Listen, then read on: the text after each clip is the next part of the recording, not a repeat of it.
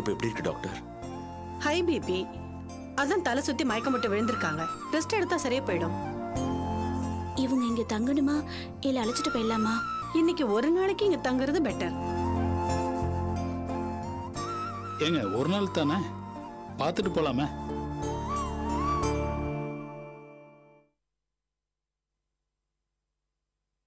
நல்லா ரெஸ்ட் எடுங்கம்மா. நான் அப்புறம் வந்து பாக்குறேன். சரியா?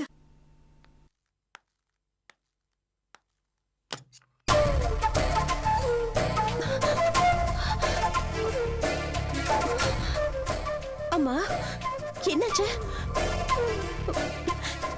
உமா அம்மாவுக்கு என்ன? அவளையும் கேக்குற, என்னண்ட கேளு. சரி நீயே சொல்லு, என்னாச்சு உனக்கு? எல்லாம் உன்னால தாண்டி. என்ன இல்லையா? நான் என்ன பண்ணேம்மா? என்ன உமா இதெல்லாம்? அம்மாக்கு பிரஷர் அதிகமாயிடுச்சு. அதுக்கு காரணமும் நீதான். என்னம்மா இது? எனக்கு அந்த மாப்பிளைய பிடிக்கல, அதனால வேண்டான்னு சொன்னேன். அதுக்கு போய் இப்ப அதுவா பிரச்சனை? இப்ப பிரச்சனை அது இல்லைங்க, நீங்க பாட்டு சொல்லிட்டு போயிட்டீங்க. அதுக்கப்புறம் உங்க அப்பா கடுமையான வார்த்தைகளை சொல்லி திட்டாரு. இப்ப அதான் பிரச்சனை. நீங்க எப்படி இங்க?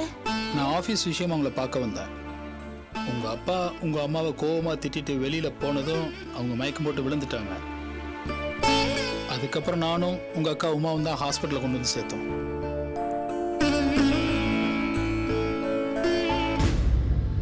அம்மா இப்படி மயக்கம் போடுற அளவுக்கு அப்பா அப்படி என்ன சொன்னாரு? ரொம்ப மோசமா பேசிட்டாரு கங்கா. அந்த விசாலாட்சி மாமி ஏதோ கேவலமா பேசிட்டாளா. அந்த கோவத்துல வந்து அம்மாவை பார்த்து நீ கங்காவை எனக்கு தான் பெத்தியான்னு கேட்டாரு. அம்மா மனசு உடைஞ்சு போயிட்டா. ஏமா அந்த ஆள் அப்படி கேட்டா? ஆமா, நான் வேற ஒருத்தனுக்கு தான் பெத்தேன்னு சொல்ல வேண்டியதானே? நீ மட்டும் அப்படி சொல்லியிருந்தேன்னு வச்சுக்கோயே, உனக்கு பதிலா அந்த ஆள் பிரஷர் ஏறி இங்க வந்து படுத்திருப்பாரு. கங்கா என்ன பேசுற நீ? வெக்கம் இல்லாம. கட்டின பொண்டாட்டிய பார்த்து அந்த ஆள் இப்படி கேட்டிருக்காரே, அவருக்கு வெக்கம் இருக்கா? அதையும் யோசிக்க மாட்டேங்கிறீங்க. அவர் அப்படி கேட்ட உடனே எனக்கு உடம்பே கூசி போச்சு. உனக்கு ஏமா உடம்பு கூசணும்? தப்பு பண்ணவங்களுக்கு தான் கூசணும். உன்னை பார்த்து அப்படி கேட்கறதுக்கு அந்த ஆளுக்கு கூசலையே. உனக்கு என்ன வந்துச்சு? எதுக்குதான் பொம்பளைங்க இப்படி பயந்து பயந்து சாகுறீங்களோ தெரியல. இதோ இவ ஒருத்தி உறவாக்குற மனுஷனுக்கு பயப்படுறா.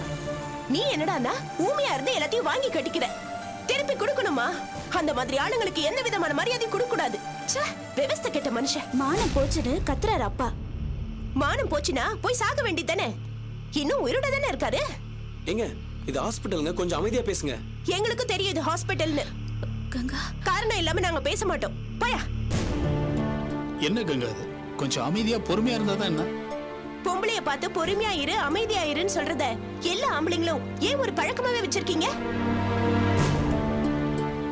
கங்கா நான் காரணம் இல்லாம அப்படி சொல்ல மாட்டேன். என்ன பார்த்து அப்படி சொல்றதுக்கு உங்களுக்கு எந்த காரணமும் உரிமையும் கிடையாது. உங்களை யாரு ஹாஸ்பிட்டலுக்குலாம் வர சொன்னது? நீங்க உங்களை பெரிய பரோபகாரி, புனித ஆத்மான்னு காட்டிக்கிறீங்களா? ப்ளீஸ் கங்கா, ஒரு நிமிஷம் நீங்க வெளியில வாங்க, கொஞ்சம் பேசணும். Stop it. இப்போ என்ன வீட்டுக்கு வந்தீங்க, ஹாஸ்பிட்டல் கூட்டிட்டு வந்திருக்கீங்க.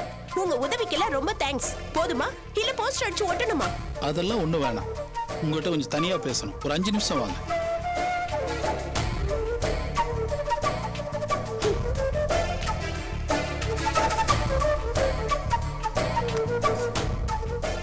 பகவானே, ஏன் தான் இப்படி இருக்காளோ?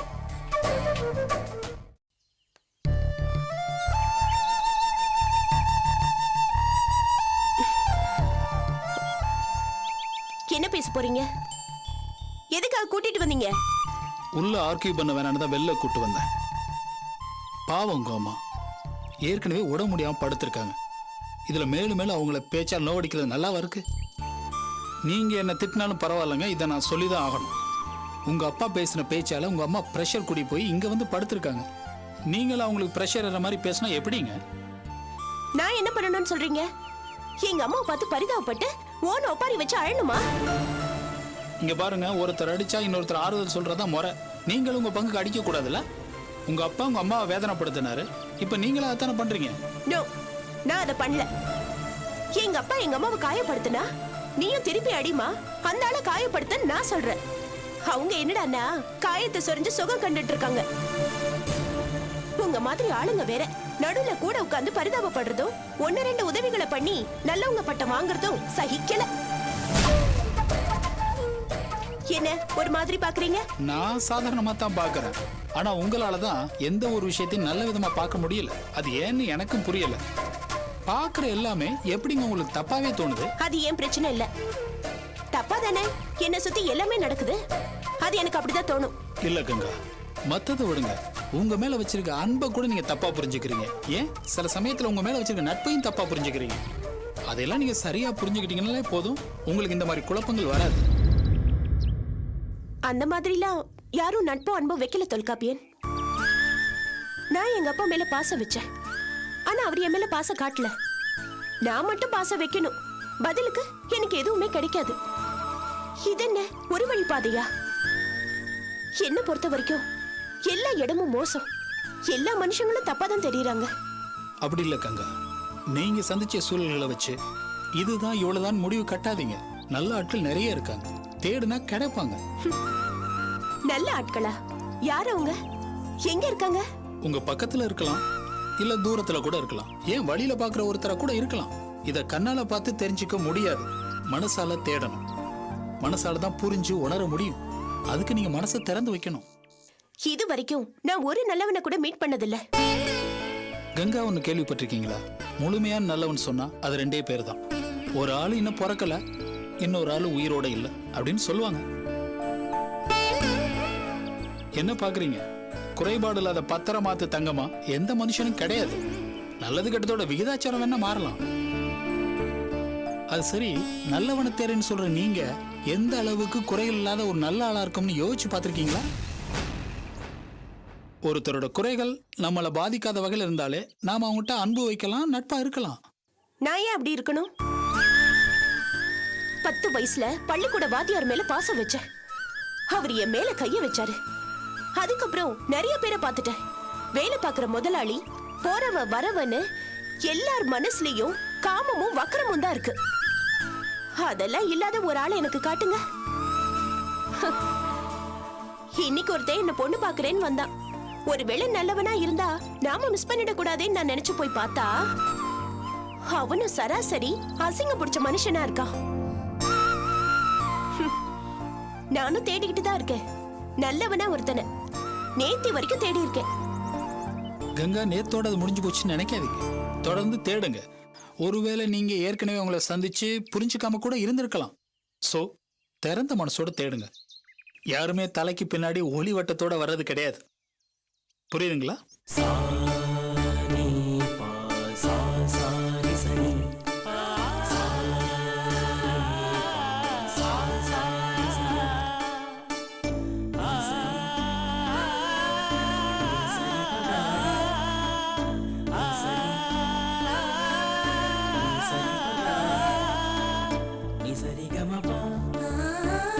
పదని సరిగారి నిసరి గమప పదని సరిగారి.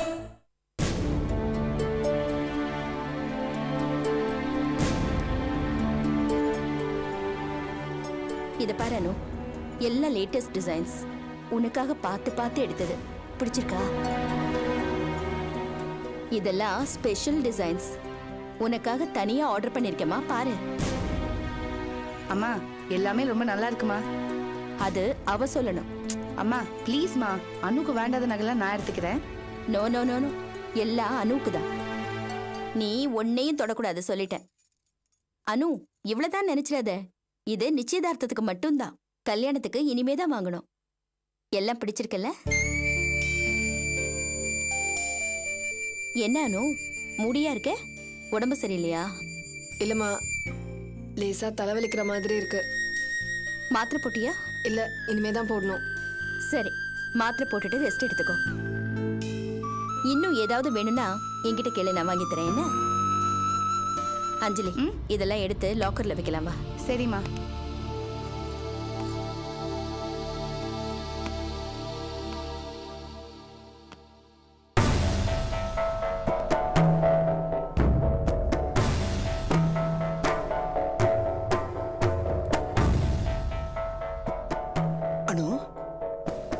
என்னம்மா எதுலயுமே உற்சாகம் இல்லாம இருக்க? உன் கல்யாணம் தான் இந்த வீட்ல கிராண்டா நடக்க போற முதல் விசேஷம். இது நம்ம எல்லாருக்குமே ஒரு முக்கியமான நிகழ்ச்சி. அனு, ஆதி படபடன்னு பேசுவான், உங்ககிட்ட நிறைய சண்டை போட்டிருக்கான். ஆனா ரொம்ப பாசமான பையம்மா. உன் கல்யாணத்தை பத்தி 1000 கனவுகள் கண்டுகிட்டு இருக்கான். எல்லாரும் மூக்கல விரல வைக்கிற மாதிரி ஆதி வீட்டு கல்யாணம் ஆதி வீட்டு கல்யாணம்னு பேசுற அளவுக்கு ஒரு எதிர்பார்ப்போட இருக்கான். உன் கல்யாணத்தை அவன் ரொம்ப கிராண்டா நடத்த போறான். அனு, அவன் கல்யாணம் சரியா நடக்கலம்மா. எல்லாருக்கும் அதுல ஒரு மனக்குறை இருக்கு. அந்த குறையெல்லாம் உன் கல்யாணத்துல சரியாக்கணும்னு எல்லாருமே எதிர்பார்த்துக்கிட்டு இருக்கோம். இத பாருமா, ப்ளீஸ் கோஆபரேட் பண்ணு அனு. நீ இந்த வீட்டு பொண்ணு. சோ எல்லாரோட விருப்பத்தை நிறைவேற்றுறது உன்னோட பொறுப்பு. எல்லா விஷயத்திலையும் சந்தோஷமா கலகலப்பா இன்ட்ரெஸ்டிங்கா இருந்தாதான் எனக்கு, ஆதிக்கு, காஞ்சனாவுக்கு எல்லாருக்குமே சந்தோஷமா இருக்கும். புரிஞ்சுக்கோ அனு. எனக்கு தலைவலிக்கிற மாதிரி இருக்கு. நான் பொதுவா சொன்னேம்மா, இந்த கல்யாணத்துல ஒரு சின்ன குறை கூட வந்துடக்கூடாது. வந்ததுன்னா அது எல்லாரையும் பெரிய அளவுல பாதிக்கும். என்னடா பாட்டி ஏதோ அனாவசியமா பேசுறாளே நீ நினைக்கலாம். எல்லாத்துக்கும் காரணம் இருக்கு அனு. நம்ம ஆதி நம்ம மேல உசிரியே வச்சிருக்கிறவனுக்கு நம்மளும் பதிலுக்கு ஏதாவது செய்யணும் இல்லையா? அவன் கல்யாணத்துல ஏற்பட்ட சங்கடத்தை எல்லாம் உன் கல்யாணம் மூலமா தான் சரி பண்ணணும். அனு, அதுக்கு நீ முழு மனசோட ஒத்துழைக்கணும். புரியுதா அனு? நீ படிச்சவ, உனக்கு எதையும் அதிகம் சொல்ல வேண்டாம். சரி தப்பு எதுன்னு உன்னால புரிஞ்சுக்க முடியும். உன் கடமைகளை நீ சந்தோஷமா நிறைவேற்றணும். எக்காரணம் கொண்டும் ஆதிக்கு கோபமோ வருத்தமோ வரும்படி நீ நடந்துக்க கூடாது. நான் சொல்றதுலாம் உனக்கு புரிஞ்சுதாம்மா? என்ன அனு, நான் சொல்றது உனக்கு புரிஞ்சது இல்ல? கொஞ்சம் ரெஸ்ட் எடுத்துக்கோ. உன் தலைவலியெல்லாம் தானா போயிடும். படுத்துக்க.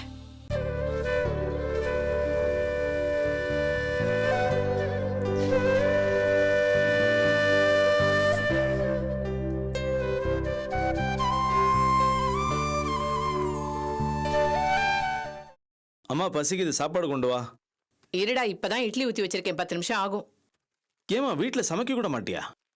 ஆமா, இந்த வீடு இருக்கிற இருப்புக்கு சமையல் ஒண்ணுதான் கேடு. சரி, எதுக்காக சலிச்சுக்கிட்டு பேசுற? உன்னால முடியல, சரி. வித்யா கிட்ட சொல்றதுனால அவளை சமைச்சு வச்சிருப்பால. யாரு? நம்ம வித்யா கிட்ட. அவ வேலையை தவிர மத்த எல்லாத்தையும் ஒழுங்கா பாக்குறா. ஏய், எதுக்கா அம்மா தடுக்கிற? சுமாரு. என்னம்மா நீங்க சொல்லுங்க, என்ன விஷயம்? டே பாஸ்கரா, நாமளே எல்லாத்தையும் இழந்துட்டு இந்த பண்ணி குடிசை மாதிரி இருக்கிற வீட்டுல விழுந்து கிடக்குறோம். இங்க வந்ததுக்கு அப்புறம் பாருடா, அந்த கடங்கார ரமேஷ் பையன் நடு வீட்டுக்குள்ள வந்து இவ கூட பேசிக்கிட்டு இருக்கான். அந்த ராஸ்கல் இங்க வந்தனா? என்னம்மா சொல்ற? அதை ஏண்டா கேக்குற? அவனை நல்லா திட்டி விளக்க மாத்தால அடிச்சிட்டு இருக்கும் போது நம்ம ஹவுஸ் ஓனர் வந்துட்டாரா. அவர் பார்த்தா என்ன நினைப்பாரு? எனக்கு என்ன பண்றது ஏது பண்றதுன்னு தெரியாம இந்த பையில பின்வாசல் வழியா விரட்டி விட்டேன். எதுக்கு நமக்கு இந்த அசிங்கம்னு. இவன் பின்னாடி சுவரேறி குதிக்கும் போது அந்த ஆட்டோக்கார நாய் ராஜேஷ் இருக்கானே, அவன் கூட்டாளிகளோட அங்க வெளியே நின்றுட்டு இருந்திருக்கான். ச்சே, என்னத்த கருமமோ. எல்லா பயல்களும் எதுக்கு நம்ம வீட்டை சுத்தி சுத்தி அலைஞ்சிட்டு இருக்காங்களோ தெரியல. அந்த ராஜேஷ் ரமேஷ திருட வந்தவன்னு சொல்லி அடிச்சு விசாரிக்கவும், அந்த ரமேஷ் நம்ம வித்யாவை பார்க்க வந்தேன்னு சொல்ல நேர எங்கிட்ட இழுத்துட்டு வந்து விவரம் கேக்குறான். நீ என்ன சொன்ன? நான் என்னத்த சொல்ல? அதுக்குள்ளதான் அந்த பாவி பைய சண்டால, நீதானமா ஆள் வருது பின்வாசல் வழியா ஓடிடுன்னு சொன்ன அப்படின்னு சொல்லி என் மானத்தை வாங்கிட்டான்டா. ச்சே, கூனி குறுகி இந்த அலுமையில நிக்க வச்சுட்டான்டா. அப்புறம் என்னாச்சு? மேல சொல்லு. டேய், நான் என்ன கதையா சொல்லிட்டு இருக்கேன்? என்னமோ ஈல் கொட்டி கேட்டுட்டு இருக்க? அசிங்கப்பட்டு அவமானப்பட்டு நிக்கிறேன்டா நான். அந்த ராஜேஷ் நாய் பெரிய இவன் மது என் மூச்சில காரி துப்பிட்டு போறான்டா. என்னமோ இவன் பெருசா யோகியமான பழப்பு பழைக்கிற மாதிரி. அவன் பொண்டாட்டி ஆர்த்தி அவன் கூட வாழல, கிளம்பி போய் அந்த தொல்காப்பிய வீட்டுல இருக்கா. அவங்க அம்மா கற்பகத்துக்கு கூட இந்த விஷயம் தெரியாது, தெரியுமா? அப்படி ஒரு கேடு கட்டவள பொண்டாட்டிய வச்சுக்கிட்டு நம்ம வீட்டு வாசல்ல வந்து என்ன அசிங்கமா பேசிட்டு போறான். ஏண்டி, என்ன பொண்ணுடு நீ? எந்த சூழ்நிலையில இருக்கோ அதெல்லாம் தேவையா? எல்லாத்தையும் எழுந்துட்டு நிக்கிறோம். ஆறுதல் சொல்றதுக்கு அப்பா கூட இல்ல. இது எல்லாத்தையும் மறந்துட்டு ஆட்டம் போடுறியா நீ? இதோட நிறுத்திடு. இது பாரு, இதுக்கு அப்புறமும் அந்த பையனை பத்தி ஏதாவது என் காதுல விழுந்துச்சு, பேச மாட்டேன், கொலையை பண்ணிடுவேன்.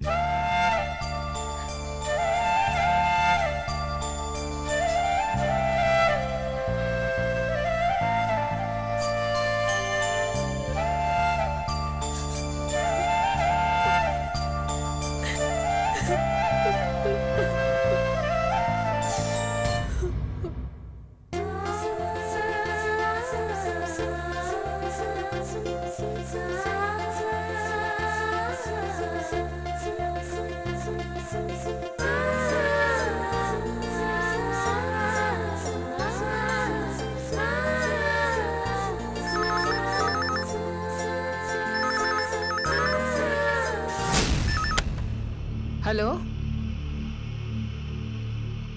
ஹலோ, யாரு யார் வேணும்?